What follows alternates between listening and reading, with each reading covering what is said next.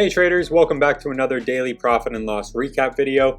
Today I made $1,905 with 2 winning trades, and in this video we're going to break down these trades and talk about my thought process behind them, so hopefully you can take something from it and apply it to your own trading.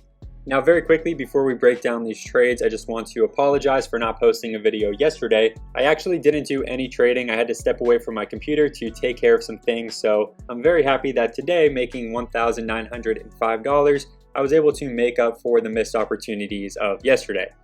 With that being said, let's go ahead and start off with the smaller trade for me today, which was the stock LFCR. LFCR was in the trade plans for the Market Master Group. And the reason for that is because of what we see on the daily chart. We have an inside bar setup going on here perfectly, with the Tuesday's candle here being the main candle, Wednesday's candle being the inside bar or the inside candle because it is completely within the range of that previous day's momentum candle. And if we take a look at the trade plans, just like with any other inside bar breakout setup, what we would be looking for typically would be for the price to rise above the high of that inside bar, which in this case was $8.66. So this morning I posted an alert that I was getting into LFCR prior to that level. Usually, again, you would wait for that breakout to actually happen in order to scalp that breakout, but LFCR is a slower mover. It's trading on thin volume today, and it was yesterday as well. So because I was liking the setup on it, I decided to get into it anticipating that breakout. And in doing so, because my risk level was under $8 per share, I was able to minimize my risk by getting in early on this trade as well. Okay, so I was buying in the 830s pretty much right at the market open. Had a couple of pullbacks to the low 8s, but ended up bouncing back above the VWAP. And we can see right now it is up near the previous day's high, up near that inside bar breakout level. It's trading on super thin volume, so if it does start to break out, to be honest, there's a good chance that it's going to end up being a false breakout unless volume starts to pick up significantly. So because of that, and because of the fact that I like to be done with my trading by noon, and it's currently 11:51 a.m., I locked in all my profits up here in the high 850s. The total profits on this trade were $186 because it was a relatively small position size of just 800 shares. And again, that's just because of the fact that this was trading very thin volume. You don't want to be in a stock like this, with thousands and thousands of shares because it's trading very thin volume, and those thousands and thousands of shares are going to be relatively difficult to sell at the prices that you want to sell at, since there of course has to be somebody on the other side of that trade to then buy those shares that you're selling. Okay, so moving on to the next trade for me today, this was NA. What we see happen here, if we take a look at the pre-market activity, is that NA had this massive spike up very early on in pre-market, right at about 4 a.m. as soon as the market opens and as soon as some brokers allow you to start trading pre-market. It has this big rip up from about $2 per share up to a high of $4.79, and then pretty much just lower lows, lower highs, fading all the way into the market open. So over in the Market Master group, I posted that this was going to be one of my top watches this morning for a gap and go.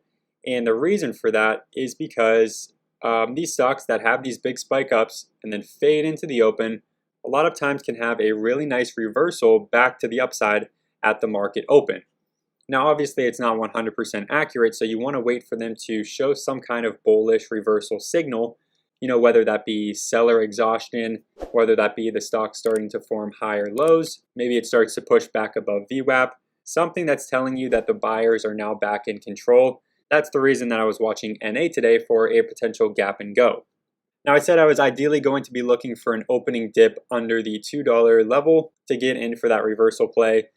And if we take a look at the price action at the market open, we could see it dipped down to a low of 197 before ripping up.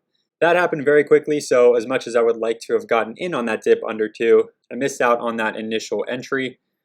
But the reason that I actually started to buy into this was because of the fact that after it had this big bounce up from 197 to a high of 255, it started to pull back, and I posted back in the group that at this point I was looking for a higher low to get into this trade.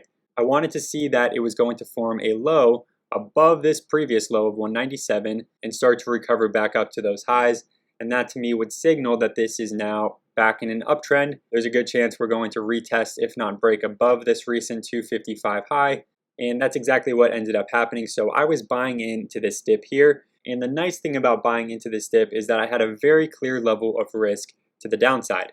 We had this morning low of 197. So I knew that if it started to break down under 2 again and it started to push down to new lows, I was going to simply cut losses on this trade, because at that point in time, there would have been a pretty small likelihood that it would have been able to recover back up and rip to new highs. But thankfully, it held those lows, formed a higher low, and it started to bounce back up, ended up pushing through VWAP and ripping up to a high of just under $3 per share at $2.97.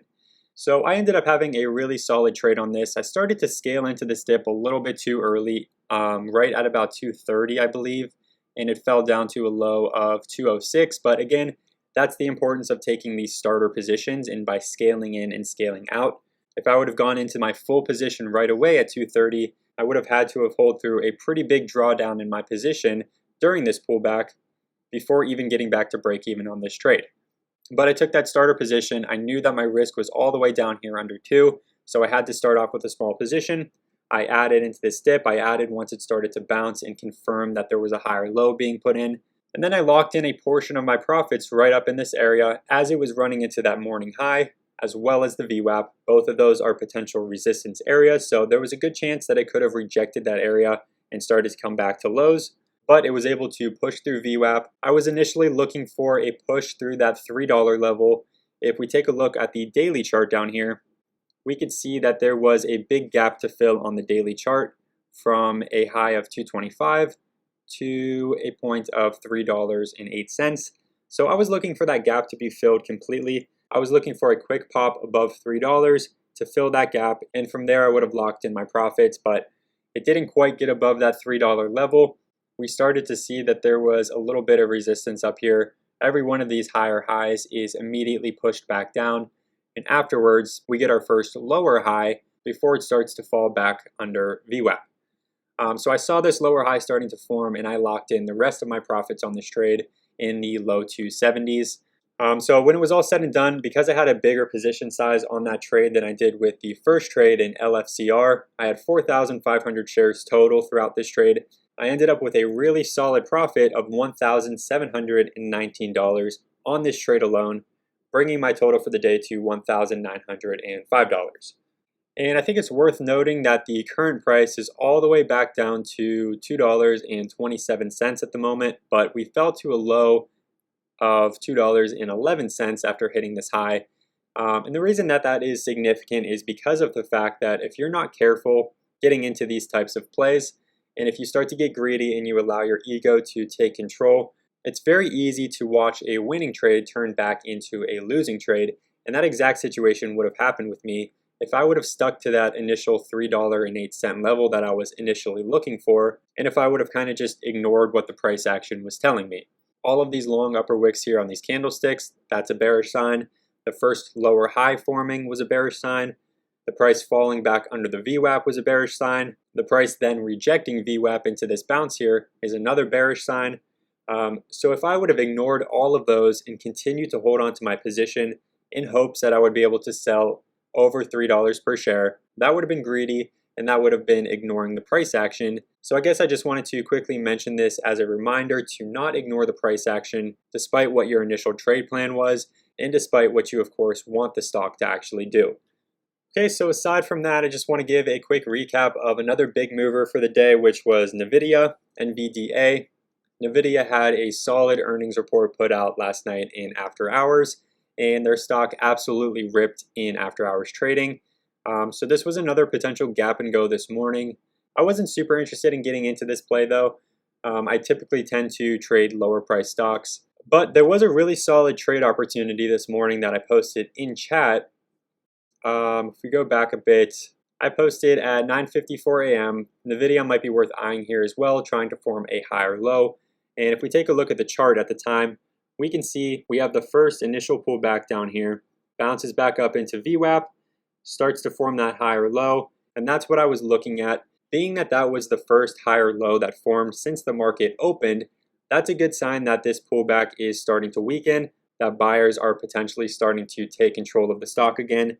And that can be a really good thing to look for when you're trading these stocks that gap up, dip at the market open, and then are potentially going to reverse back to highs a little bit later in the morning.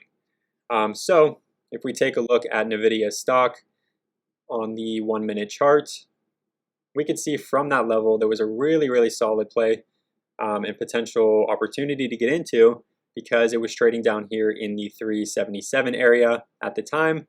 It forms that higher low, pushes through VWAP, consolidates above VWAP and turns it into a level of support, and then ramps up to 395 about an hour later. So I just figured I would quickly cover this play as well, but that is my trading for the day. Locked in $1,905 in profits. Hopefully you found some value in this video, and if you did, please make sure to like it and subscribe to the channel. And if you want to hear about the stocks that I'm trading in real time and work with our team of traders, there's going to be a link down below in the description for you to get signed up to the Market Master group. Anyway, thank you again for watching. I hope you enjoyed, and good luck with your trading.